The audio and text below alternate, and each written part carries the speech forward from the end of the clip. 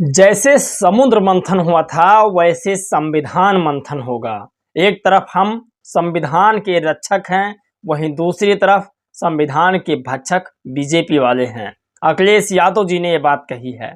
सोचिए, पीजीए का नारा देते हैं, दलितों पर अत्याचार होता है, एक शब्द तक नहीं बोलते हैं। दलितों पर जुल्म होता है, एक शब्द तक नहीं बोलते हैं। आज जिस तरह से कांग्रेस पार्टी की पोल खुली है उसे सुनना चाहिए। और चंद्रशेखर आज़ाद और क्रांति कुमार ने ट्वीट करके लिखा बहन जी पर वो बड़े सवाल, जिसे आज सभी लोगों को जानना चाहिए। आज की क्या विषय है इस पर भी हम आपको स्पष्ट तौर पर बताएंगे और तमाम वो जानकारी आज देंगे जो लगातार वायरल है, सोशल मीडिया पर वायरल है, टीवी अखबार नहीं दिखा रहा है। वो तमाम खबरें हम आपको दिखाएंगे जो आज आप लोगों को देखना बहुत ज़रूरी है। चलिए आज की वीडियो हम शुरू करते हैं। नमस्कार दोस्तों, मैं हूं पराग और आप देख रहे हैं देसी पीएसबी ब्लॉग। आज की वो तमाम बड़ी खबर जो लगातार वायरल है, उन सभी खबरों पर बातचीत करना बहुत ज़रूरी है।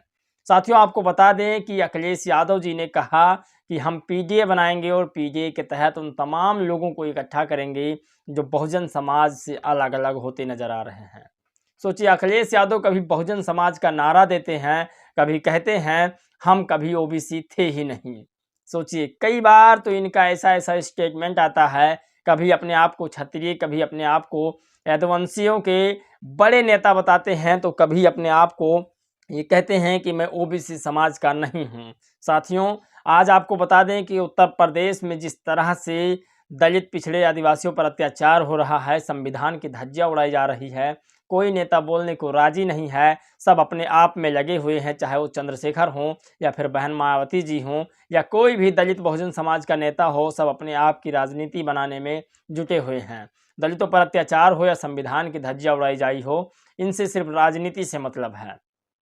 मैं आपको बता दूं कि तमाम वो खबर आज जो लगातार वायरल है उन पर बातचीत करना बहुत ज़रूरी है और आप लोगों को समझना भी बहुत ज़रूरी है। आज जो बड़ी खबर बताएंगे, जो नितिन मेश्राम ने ट्वीट करके लिखा कि इतिहास गवाह है कि आज तक कोई भी आदिवासी समुदाय का व्यक्ति जज नहीं हुआ है, उसमें आखिर गलती किसकी है, आपको पहले एक खबर बताते हैं। अप्रैल और मई महीने में सुप्रीम कोर्ट में 2 जजों की वैकेंसी हो रही है। सुप्रीम कोर्ट के इतिहास में पिछले 75 सालों में एक अपवाद छोड़ दिया जाए तो कोई भी आदिवासी समुदाय का जज नहीं नियुक्त किया गया। 75 सालों में SC ST OBC समुदाय की कोई भी महिला जज सुप्रीम कोर्ट में नहीं हुई है। इसीलिए अगली 2 नियुक्तियां सिर्फ आदिवासी और SC ST OBC से जज बनाकर भरी जाएं, किसी और जज को स्वीकार नहीं किया जाए। सोचिए, अपनी राय रखी है और राय इनकी सही है या गलत। सोचिए, SC ST OBC और आदिवासी जो समुदाय है, लगभग 75 साल देश को आज़ाद होते हुए हो गए हैं और अभी तक कोई भी सुप्रीम कोर्ट में जज महिला नहीं है और ये होना चाहिए, तभी तो देश में भागीदारी बढ़ सकती है। आप लोग की इस पर क्या राय है जानना बहुत ज़रूरी है।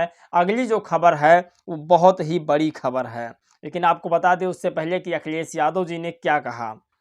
अखिलेश यादव जी कहते हैं जिस तरह से समुद्र मंथन हुआ था उसी तरह से संविधान मंथन होगा अब, और एक तरफ संविधान के रक्षक हम हैं और वहीं दूसरी तरफ संविधान के भक्षक बीजेपी वाले हैं।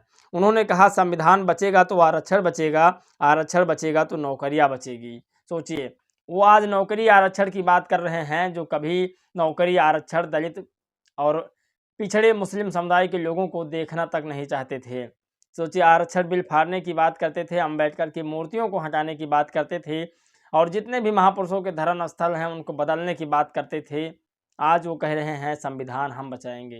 खैर, आप लोग की इस पर राय बहुत ज़रूरी है। वहीं पर चंद्रशेखर आज़ाद रावल ने एक बड़ी खबर लिखी है। उन्होंने लिखा कि आज फिर से हाथरस याद आ रहा है। उत्तर प्रदेश में दलितों का दमन चरम पर है। रामपुर में भाई सोमेश की पुलिस द्वारा गोली मारकर हत्या कर दी गई है। कई लोग घायल हैं, लेकिन पुलिस मुझे संभल में रोक कर खड़ी है।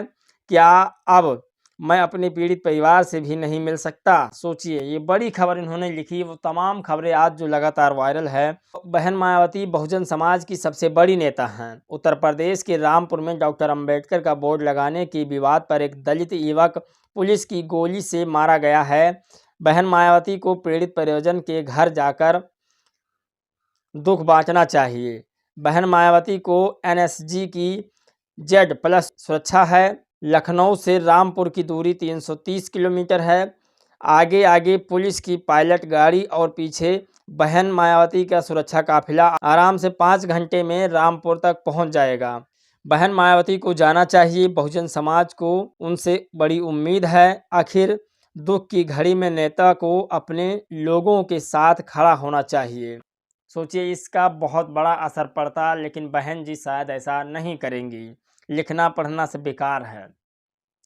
समाजवादी पार्टी के आईपी सिंह ने लिखा कि समाजवादी पार्टी और कांग्रेस का गठबंधन होते ही मोदी टीम एकदम से बौखला गई है। फिर क्या 2019 जैसे ऑपरेशन यूपी शुरू कर दिया।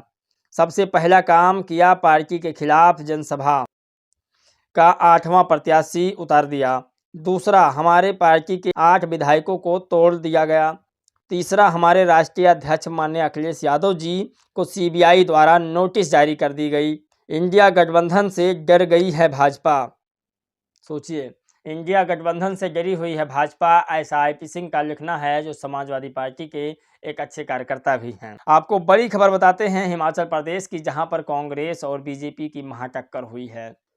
और अभिषेक गायल ने लिखा कि हिमाचल कांग्रेस प्रभारी राजीव शुक्ला कभी अरुण जेटली के मार्गदर्शन में बीसीसीआई का काम देखते थे, फिर अनुराग ठाकुर के साथ काम किया। अब बीसीसीआई जय शाह के कब्जे में है और ये उनके आगोश में समाये हुए हैं। हिमाचल के प्रभारी रहते हुए इन्हें यह तक नहीं पता चला कि 6 विधायक बागी खड़े हो गए हैं और सरकार पे संकट मंडरा रहा है। प्रतिभा सिंह अगर धमका रही हैं तो आपने क्या किया? और अब जब बागियों ने डॉक्टर AM सिंघवी को हरा दिया, तब आप क्या कर रहे हैं? सवाल ये नहीं है कि खड़गे जी की टीम में कितने विभीषण हैं, सवाल यह है कि कांग्रेस में कितने रावण हैं।